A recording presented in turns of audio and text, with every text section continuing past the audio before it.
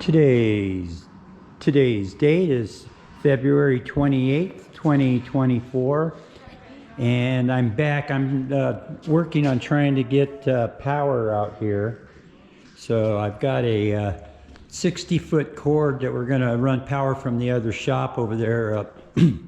The owner doesn't want to spend a lot of money getting power and everything over here, or if it's just too much because it's an industrial thing. He just wants to keep it on his bill. So okay, so what I'm doing now, I'm going to go to Home Depot and get a 220 male plug for our extension cord here. And what I'm going to do then is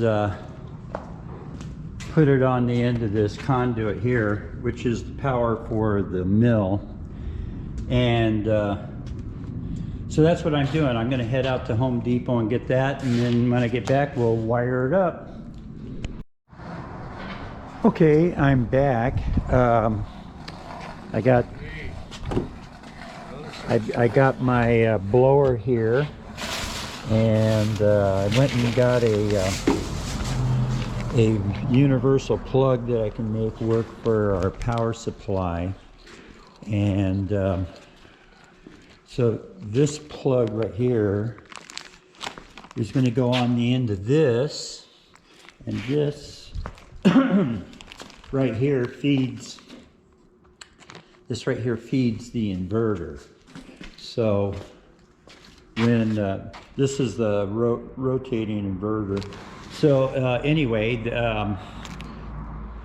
where that connects to the inverter, that comes after I get the power and everything to go into our disconnect right here. So, whoops.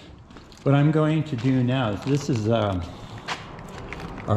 cord that we have. So I'm getting it so we can get that power on there. Hopefully, maybe in an hour.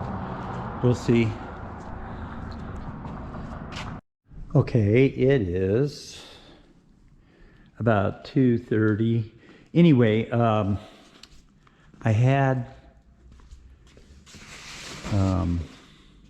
was working on this, and then the way the wires were connected, they have a fuse disconnect, and nothing was going through the fuses.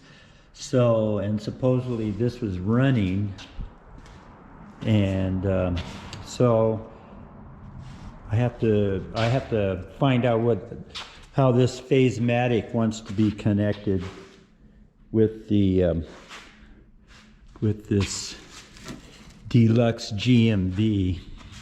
So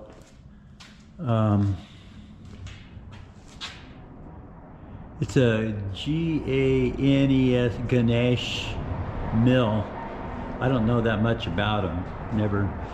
I had never heard of them until Peter bought this. So in any case, I'm going to go bone up on the phase-matic inverter. It says it's 7.5 horse. So I'm not going to do anything more until I see exactly why they had that wired up like that. So I'm going to have to do some investigation. This is the schematic that we're going to be using. So the single phase is coming in at the top. It's not too clear, sorry about that. But you can see that to get the three-phase, it goes into the inverter here, and then it comes out. You see that red wire. That's the other phase that's missing for three-phase. And then what happens is part of that leg is shared with the rotating rotary converter, and so then with the orange wire coming up here, that creates the third phase. So, and all three on the bottom go to the machine. So I'm putting a plug at the end of that, and then I've got a plug for the inverter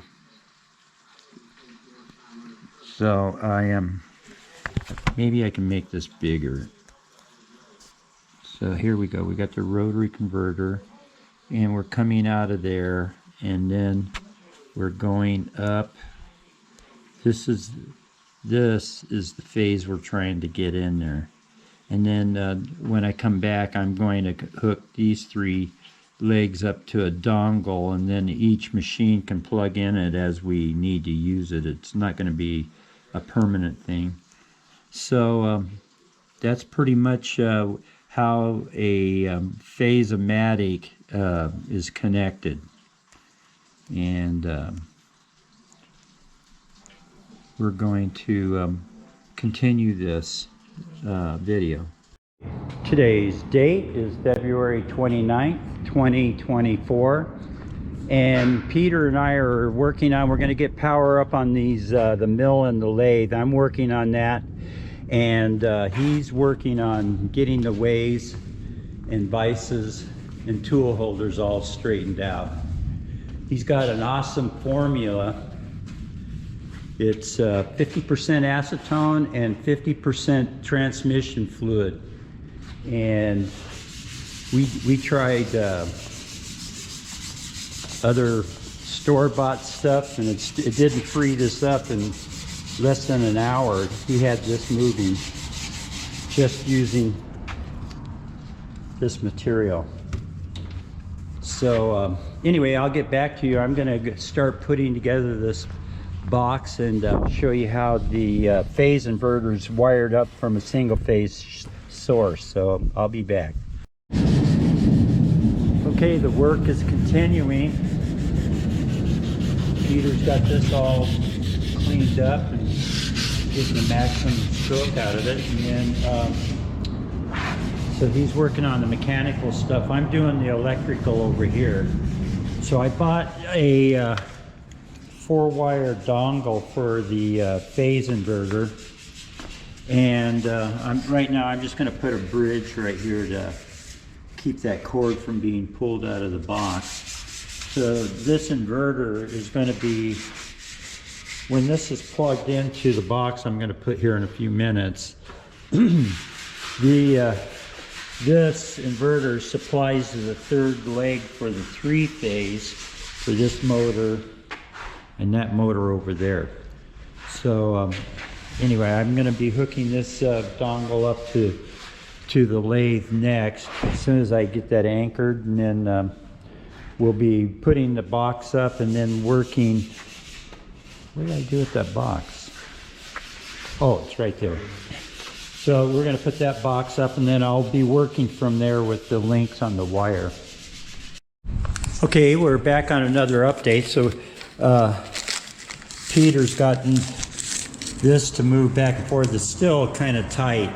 We're looking to see if we can get a socket to loosen that up, because it might be something on that. So anyway, we're still trying to address the sluggish action of the carriage there. And I'm just putting the finishing touches. I had to get some blue wire nuts because the wire is so heavy on here. And this would be the dongle for interfacing with the box that's not up there yet. And basically we have to use a 4-wire setup here, because the white wire, or the B phase is the return wire that gives the other phase for the rest of these. That's how they make the 3-phase with this inverter.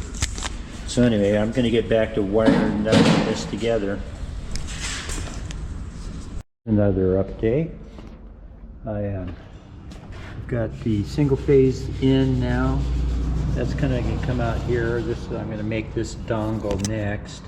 This is the 3-phase power out. So I'm just in the throes of putting that together, and I've got this box right here that's going to be the connection for the inverter to the box. So that's where we're at right now. Well, it's getting around 3:30 or 4.